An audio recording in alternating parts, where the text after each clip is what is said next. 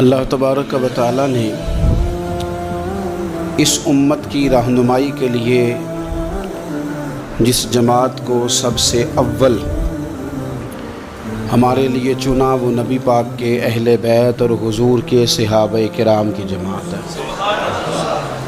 محمد الرسول اللہ والذین معہ اشداء علی الکفار رحماء بینہم، وہ لوگ جو نبی پاک علیہ السلام کے ساتھ تھے، کافروں پہ سخت تھے، آپس میں رحم دل تھے۔ ان کو اللہ تبارک و تعالی نے ہمارے لیے نمونہ ہدایت بنایا۔ قرآن مجید فرقان حمید نے منافقین سے بھی یہی مطالبہ کیا تھا کہ تم اس طرح ایمان لاؤ جس طرح صحابہ ایمان لائے۔ وَإِذَا قِيلَ لَهُمْ آمِنُوا كَمَا آمَنَ النَّاسُ، جب ان سے کہا جاتا کہ اس طرح ایمان لاؤ جس طرح یہ لوگ ایمان لائے، تو وہ چونکہ منافق تھے، ان کا جواب بھی منافقوں والا تھا۔ قَالُوا وَنُؤْمِنُ كَمَا آمَنَ السُّفَهَاءُ، تو کہنے لگے کہ ہم اس طرح ایمان لائیں جس طرح یہ بیوقوف ایمان لے آئے۔ انہوں نے تو گھر بار چھوڑ دیے ہیں، انہوں نے تو فقیری اختیار کر لی ہے، یہ تو ایک وقت کھاتے ہیں، یہ تو ہر وقت میدانوں میں رہنا پسند کرتے ہیں۔ وہ معاذ اللہ اس کو بیوقوفی جانتے تھے۔ الا انہم ہم السفہاء، اللہ فرماتے ہیں خبردار ہو جاؤ، یہ خود بیوقوف ہیں جو حضور کے غلاموں کو بیوقوف کہیں۔ یہ بڑی نکھری، بڑی سونی، بڑی شاندار جماعت ہے حضور کے صحابہ کی۔ اس جماعت کے ممبران نے، اس جماعت میں شامل حضور کے صحابہ کرام کی نکھری خوبصورت جماعت نے امت کو بڑے رہنما اصول دیے، بڑے عالی شان افکار دیے، بڑی خوبصورت یادیں چھوڑی۔ ہمارے ساتھ یہ ہوا ہے کہ جس طرح ہم اپنی تاریخ کے بے شمار پہلوؤں کو فراموش کر بیٹھے ہیں، اسی طرح صحابہ کرام علیہم رضوان میں سے جو خاص نورانی عالی شان لوگ تھے اور جن کا تذکرہ پڑھنے اور سننے سے دل روشن ہو جاتا تھا، ہم نے لوگوں کو بھلا دیا ہے۔ بزرگان دین کے عرس نہ صرف یہ کہ ہمارا نظریہ ہے، بلکہ وہ دین کا ایک بہت بڑا حسن ہے، لیکن یہ کہ ان بزرگان دین کے عرس کے ساتھ ساتھ اگر ان بزرگوں کی یادیں بھی بنائی جاتی، ان کے روشن تذکرے بھی لوگوں کے سامنے رکھے جاتے، تو امت کی جو آنے والی نسلیں تھیں وہ ان کو اپنا رہنما، اپنا مقتدا، اپنا پیشوا تسلیم کرتی۔ اور یہ وہ رہنما تھے جنہیں حضور نے امت کا رہنما کہا۔ اصحابی کالنجوم، یہ ستارے ہیں میرے صحابہ، کسی کے پیچھے چلو گے تو اللہ تمہیں ہدایت عطا کرے گا۔ ان میں سے ایک صحابی کا تذکرہ، ایک جلیل القدر امین امت، السابقون الاولون میں سے چمکتے ہوئے ستارے، حضرت ابو عبیدہ بن جراح رضی اللہ تعالیٰ۔ حضرت ابو عبیدہ بن جراح رضی اللہ تعالیٰ عنہ ان قرون اولیٰ کے لوگوں میں سے جنہوں نے بالکل ابتدا میں حضور کے دست اقدس پر کلمہ پڑھ لیا تھا، بالکل شروع میں دار ارقم کے دنوں میں، شاید اس سے بھی قبل۔ حضرت صدیق اکبر رضی اللہ تعالیٰ عنہ کی دعوت پر یہ مسلمان ہو گئے، بالکل شروع کے لوگ ہیں۔ وہ جو 10 لوگ جنہیں حضور نے جنت کی بشارت دی، 10 مبشرہ، ان میں نام ہے حضرت ابو عبیدہ بن جراح کا۔ صحیح بخاری میں حدیث ہے، نبی پاک صلی اللہ تعالیٰ علیہ وسلم نے فرمایا ہر امت کا ایک امین ہوتا ہے، اور فرمایا میری امت کے امین حضرت ابو عبیدہ بن جراح ہیں رضی اللہ تعالیٰ عنہ۔ اہل نجران کے کچھ لوگ آئے، انہوں نے عرض کی حضور کوئی ایک شخص ہمارے ساتھ روانہ کرے، اور بندہ کوئی امانت دار ہو، امین ہو۔ تو حضور مسکرائے، فرمایا میں تمہیں ایسا امانت دار دیتا ہوں کہ وہ اس طرح کا امانت دار ہے جس طرح کا کسی کو امانت دار ہونا چاہیے۔ ختم ہو جاتی ہیں اس سے آگے پیچھے یہ ساری تعریفیں۔ فرمایا اس طرح کے امانت دار کو تمہارے ساتھ بھیجتا ہوں، وہ کون ہے؟ فرمایا حضرت ابو عبیدہ بن جراح۔ اتنے فضائل جس شخص کے ہیں، آپ لوگوں کی کمزوری نہیں ہے، ہماری کمزوری ہے۔ ہم نے چاند ایک صحابہ کے تذکرے کیے، باقی بزرگ ترین شخصیات امت کے سامنے آنے سے وہ اس لیے رہ گئیں کہ ہماری ترجیحات کچھ اور چیزیں تھیں، ہمارے فکر کی جولانیوں میں کچھ اور چیزوں نے جوش زیادہ مارا۔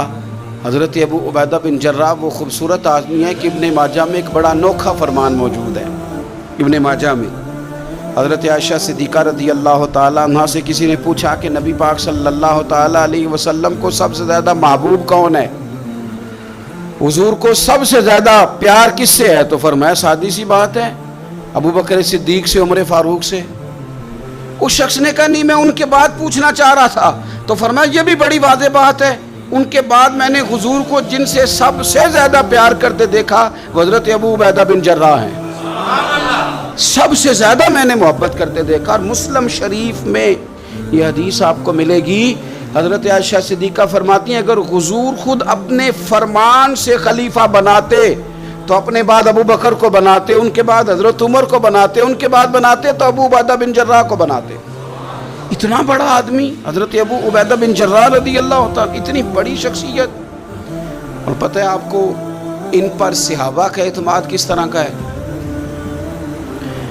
جب حضور علیہ السلام کے وصال ظاہری کے بعد صحابہ بیٹھے نا، میٹنگ ہو رہی تھی خلیفہ بنانے کے لیے، امت کا اجماع ہو رہا تھا حضرت صدیق اکبر پر، تو ایک دوسرے سے نہ پوچھا جا رہا تھا کہ آپ کی نظر میں اگر بیعت کی جائے تو کس کی جائے، آپ کی نظر میں بیعت کی جائے تو کس کی جائے، آپ کی نظر میں اگر امیر مقرر کیا جائے تو کسے کیا جائے، آپ کی نظر میں خلیفہ کس کو ہونا چاہیے؟ تو امت کا اجماع جناب صدیق اکبر کی طرف تھا۔ تو حضرت صدیق اکبر سے پوچھا گیا آپ بتائیے اگر آپ بیعت کریں گے تو کس کی کریں گے؟ تو حضرت صدیق اکبر نے کہا دو لوگوں کی، اگر حضرت عمر کو آگے لگاؤ گے تو پھر بھی میں بیعت کر لوں گا، اور اگر ابو عبیدہ بن جراح کو آگے لگاؤ گے تو میں پھر بھی بیعت کر لوں گا، میں ان دونوں کی بیعت کرنے کو تیار ہوں۔ یار اتنا بڑا آدمی، کتنی کو کتابیں لکھی جانی چاہیے تھی، کتنے کو دن منانے جانے چاہیے تھے، کتنے کو ان کے نام ہمیں خطبے کرنے چاہیے تھے، کتنے کو تذکار ان ہستیوں کے ہونے چاہیے تھے۔ حضرت عمر فاروق رضی اللہ تعالیٰ عنہ کا وصال ہو رہا ہے، چونکہ جناب ابو عبیدہ بن جراح رضی اللہ تعالیٰ عنہ پہلے وصال فرما گئے تھے، تو جناب عمر فاروق رضی اللہ تعالیٰ عنہ کا وصال ہو رہا ہے۔ کسی نے کہا کسی کو خلیفہ نامزد کر دیں، فرمایا 6 لوگوں کی میں نے کمیٹی بنا لی ہے، کسی کو بنا لینا۔ ہاں اگر آج ابو عبیدہ بن جراح ہوتے تو پھر میں کمیٹی نہ بناتا، پھر میں ان کو امیر بناتا، اور اگر رب مجھ سے پوچھتا کہ عمر کس کو امیر بنا کے آئے ہو تو میں کہتا اے اللہ جسے تیرے نبی کریم نے امین فرمایا تھا انہیں میں امیر بنا آیا ہوں۔ اتنے بڑی شخصیات، اتنے بڑے نام، اتنا بڑا مرتبہ، اور پھر 2 ہجرتیں کی حضرت ابو عبیدہ نے، حبشہ بھی گئے، مدینہ بھی آئے، ہر جہاد میں شامل ہوئے، اور عشق کے امتحان دینے کی باری آئے تو سب سے پہلے دیے۔ زرہ کی 2 کڑیاں ٹوٹ کے احد کے میدان میں حضور کے رخساروں میں پیوست ہو گئی تھی، دوڑ کے آئے حضرت ابو عبیدہ، اور ایک کڑی اتاری، اپنے دانت سے زور سے کھینچی تو ایک دانت ٹوٹ گیا، پھر دوسری کڑی زور سے نکالی حضور کے رخسار نور سے تو دوسرا دانت ٹوٹ گیا، لیکن حضور کی تکلیف برداشت نہیں کر سکے۔ عجیب امتحان لیا ان کی محبت نے بھی، عجیب امتحان لیا۔ اعظم بلا سے اپنی وہ ہستی ہی کیوں نہ ہو، جو چیز اس کی راہ میں حائل ہو پھونک دو، عجیب امتحان لیا۔ احد کے میدان میں ان کے والد ان کے مقابلے میں آ گئے تھے۔ یہاں تو مقابلہ ہوتا ہے نا دولت اور دین کا، تو لوگ کمزوری دکھا جاتے ہیں، وطن اور دین کا تو لوگ کمزوری دکھا جاتے ہیں۔ یہاں تو مقابلہ ہوتا ہے نا ہمارا اپنے نفس کی خواہشات اور دین کا، تو غلبہ کچھ اور چیزیں لے جاتی ہیں، لیکن سامنے باپ ہے اور اس طرف دین ہے، حضور کی محبت ہے، نبی پاک کی غلامی ہے، مقابلہ ہو رہا ہے، قبول کس کو کرنا ہے؟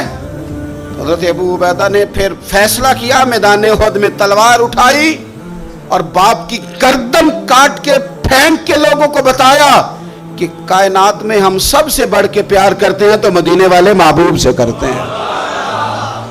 اتار دی گردن باپ کی۔ حضرت ابو عبیدہ بن جراح رضی اللہ تعالیٰ عنہ نے اس طرح قربانیاں پیش کیں. میدان کے آدمی تھے، میدان میں رہے، ساری زندگی میدان میں رہے، لشکروں کی قیادت کی ساری زندگی. حضرت ابوبکر صدیق رضی اللہ تعالیٰ عنہ نے ان کو جہاد کے لیے بھیج دیا تھا. حضرت عمر کا بڑا اعتماد رہا. دوستی کس سے تھی؟ حضرت معاذ بن جبل سے. گہرے دوست کون تھے؟ حضرت خالد بن ولید. ان لوگوں سے گہری دوستی تھی. سادہ بود و باشت، سادہ کھانا، سادہ اٹھنا بیٹھنا، سادہ مزاج. حضرت عمر فاروق رضی اللہ تعالیٰ عنہ ملک شام گئے، یہ بھی ملک شام میں تھے. جناب عمر فاروق کے مزاج میں جلال تھا. آپ نے کچھ لوگوں کو دیکھا جنہوں نے زرق برق لباس پہن لیے، بڑے بڑے عالی شان بنگلے بنا لیے، بڑے بڑے گھروں میں رہنے لگے. تو حضرت عمر کو اتنا جلال آیا کہ زمین پر اتر کے نا سنگریزے اٹھا کے تو لوگوں کو مارتے تھے. فرماتے تھے اتنی جلدی حضور کی تعلیم بھول گئے اور تم نے اجمیوں کے طریقے اپنا لیے. اتنی تکلیف کے ساتھ حضرت عمر گفتگو کرتے، لیکن حضرت ابو عبیدہ سے ملتے تو فرماتے یار تھوڑی روٹی بھی کھایا کر، کبھی تو بھی کپڑے بدل لیا کر. اتنا فقر، اتنی سادگی. اولین لوگوں میں سے جن کے لیے لوگ مسلمانوں کا امیر المومنین بنانے کی باتیں کر رہے ہیں. حضرت عمر ملنے گئے تو کسی چٹائی کے ٹکڑے کی تہ 2-3 لگا کے گھوڑے پہ اس کو رکھ لیا جاتا تھا سواری کرنے کے لیے تاکہ پسینہ نہ آئے. اسی کو اتار کے نا تو سرانہ بنا کے بیٹھے لیٹے ہوئے زمین پہ. حضرت عمر ملنے گئے تو حضرت عمر فاروق رضی اللہ تعالیٰ عنہ کو بھی اپنے ساتھ زمین پہ بٹھا لیا. تو حضرت عمر فرمانے لگے میں نے تو روٹی کھانی ہے تجھ سے، دوست ہے میرا، کھانا کھلا. تو کہنے لگے کھلاتے ہیں نا، کھلانا کیوں نہیں. یہ بھی لوگ تھے، اسی دھرتی پہ رہتے تھے. ان لوگوں کو نا کسی چیز نے اپنے قبضے میں نہیں لیا. نہ عورتوں کی باتیں انہیں بہلا سکیں، نہ بچوں کی خواہشات کے ہتھے چڑھے، نہ زمانے کی تیز دوڑ میں شامل ہوئے، نہ کسی کہانی کا حصہ بنے، نہ لوگوں کی یہ باتیں کہ دور بدل گیا. کوئی چیز ہیوی نہیں ہوئی، اس لیے کہ انہوں نے فقیری مدینے والے محبوب سے سیکھی تھی. فقر میرے نبی کریم علیہ السلام سے سیکھا تھا.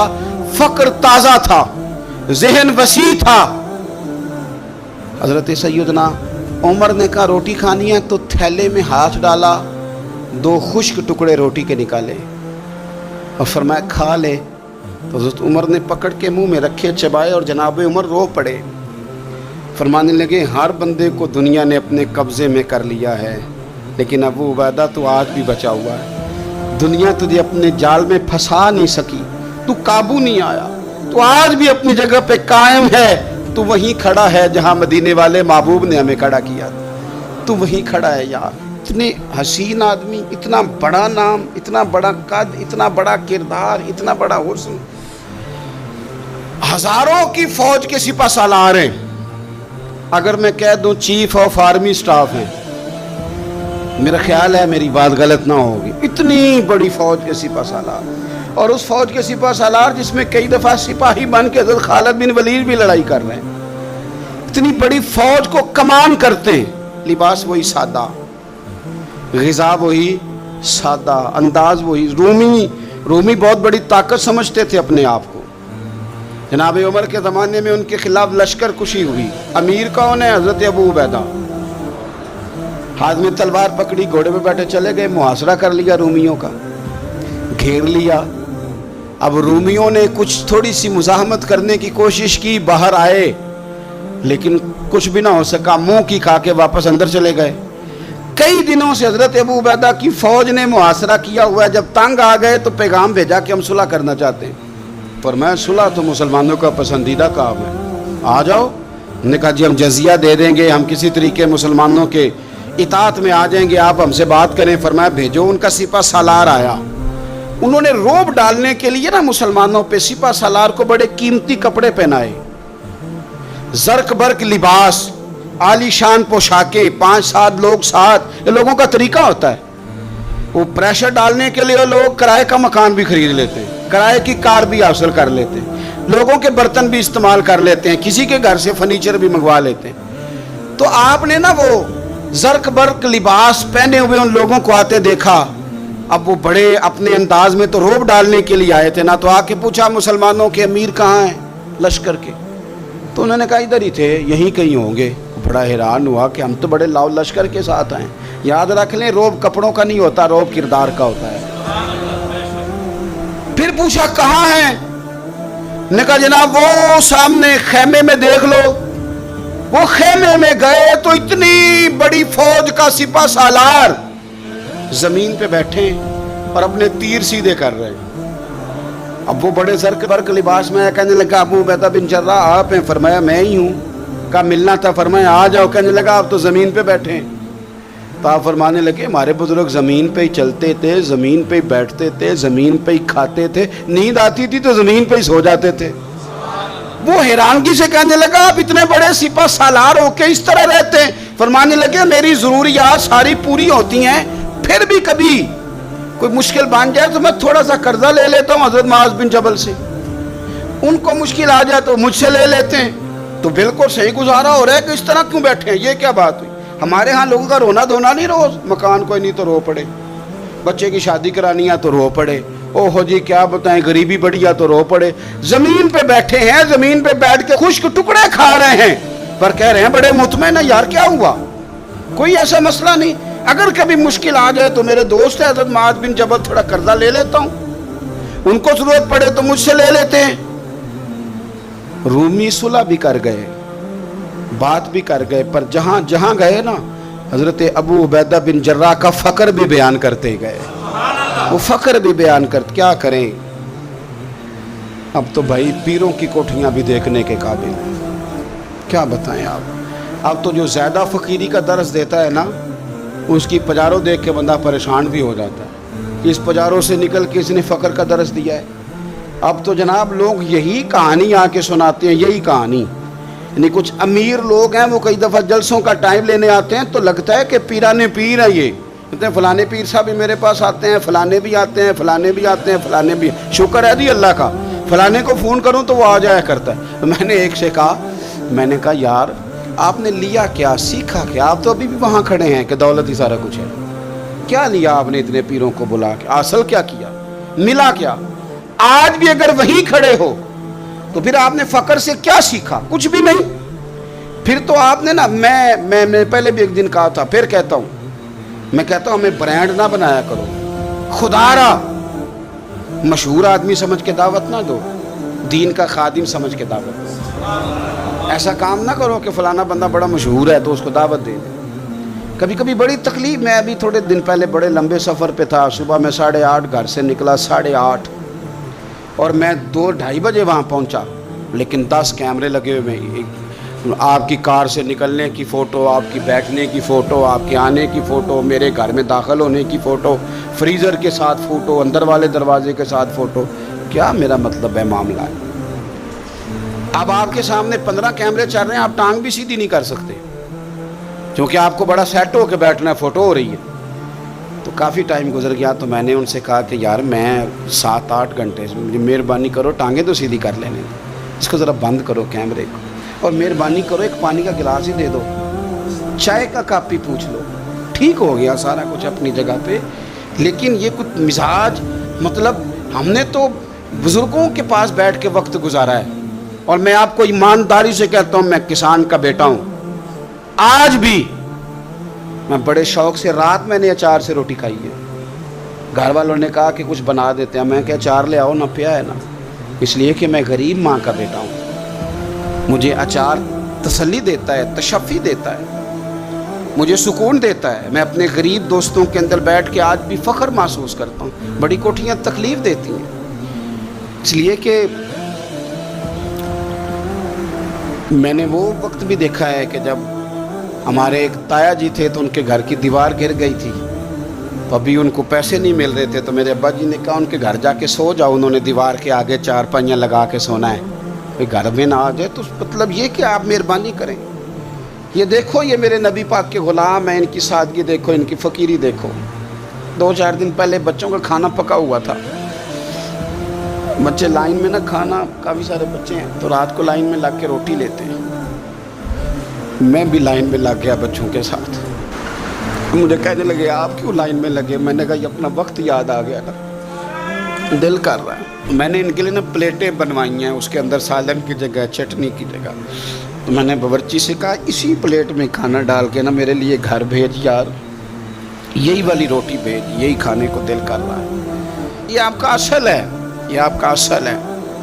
مہنگے کپڑے آپ کا اصل نہیں ہوتے، وہ تو برانڈ ہے، اس میں تو آپ بیٹھتے ہیں تکلف سے کہ ان کو سلوٹیں نہ پڑ جائے، اس میں تو آپ کسی سے صحیح طریقے سے سینہ بھی نہیں ملاتے کہ کہیں کو مسئلہ نہ بن جائے۔ حضرت ابو عبیدہ بن جراح رضی اللہ تعالیٰ عنہ نا اپنے گھر میں بیٹھ کے رو رہے تھے، روتے جا رہے تھے، تو کسی نے کہا کیوں رو رہے ہیں؟ مسند امام احمد بن حنبل میں موجود ہے، فرمانے لگے نبی پاک علیہ السلام نے مجھے ایک دن کہا تھا کہ فتح ہو جائے گی، بڑے بڑے علاقے فتح ہوں گے تو اپنے آپ کو سنبھال کے رکھنا، 3 خادم تیرے لیے کافی ہیں، ایک جو گھر میں کام کاج کرے، ایک جو تیری خدمت کرے، ایک جو تیرے سفر میں جائے، اور 3 سواریاں تیرے لیے کافی ہیں۔ زیادہ لوگوں نے بڑے بڑے جانور رکھے ہوتے تھے نا، 3 سواریاں ابو عبیدہ تیرے لیے کافی ہیں، ایک تیرے سفر کے لیے، ایک مال و اسباب اٹھانے کے لیے، ایک تیرے غلام کے لیے، زیادہ مال نہ جمع کرنا۔ یہ بات کرتے ہوئے رو پڑے، فرمانے لگے ہم لوگ اس جگہ رہ نہیں سکے جہاں حضور نے کھڑا کیا تھا، میرا استبل گھوڑوں سے بھر گیا ہے اور میرے گھر میں غلام بھی زیادہ ہیں۔ حالانکہ صحابہ کہتے ہیں کہ کچھ ایسا نہیں تھا، لیکن چند چیزیں جو موجود تھی ان پر بھی روتے تھے اور فرماتے تھے نبی پاک صلی اللہ علیہ وسلم نے فرمایا تھا قیامت کے دن میرے زیادہ قریب وہ شخص ہوگا کہ جس طرح میں چھوڑ کے جا رہا ہوں قیامت میں مجھے اسی طرح ملے۔ فرمانے لگے میں اس طرح نہیں رہ سکا، سوچتا ہوں نبی پاک کو کیا منہ دکھاؤں گا، کیا منہ دکھاؤں گا کریم کو۔ رو رہے ہیں گھر میں بیٹھ کے، رو رہے ہیں۔ ملک شام میں نا طاعون کا مرض پھیل گیا، حضرت ابو عبیدہ وہاں تھے، حضرت عمر نے خط لکھا، فرمایا جلدی آ جاؤ، آپ سے مشورہ کرنا ہے۔ آپ سمجھ گئے کہ عمر نا مجھے یہاں سے نکالنا چاہتے ہیں کہ مجھے مرض نہ لگ جائے۔ جواب لکھا، کہنے لگے مجھے پتہ ہے جو مشورہ آپ نے کرنا ہے، میں مسلمانوں کو اکیلا چھوڑ کے نہیں آ سکتا، میں لشکر کا سپہ سالار ہوں، کیسے آ جاؤں، میں یہی رہوں گا۔ حضرت عمر نے خط لکھا کہ پھر آپ جابیہ کی جانب بھی چلے جائیں، تھوڑے سے وہاں موسم ٹھیک ہے، وہاں تشریف لے گئے۔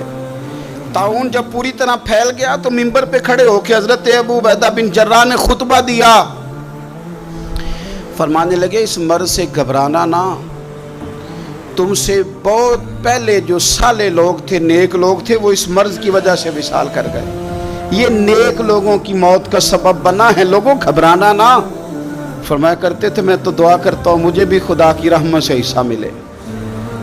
آپ جمعے کی نماز مسجد اقصیٰ میں پڑھنے جا رہے تھے تو رستے میں طاعون کا حملہ ہوا، وصال ہوا طاعون کے مرض سے۔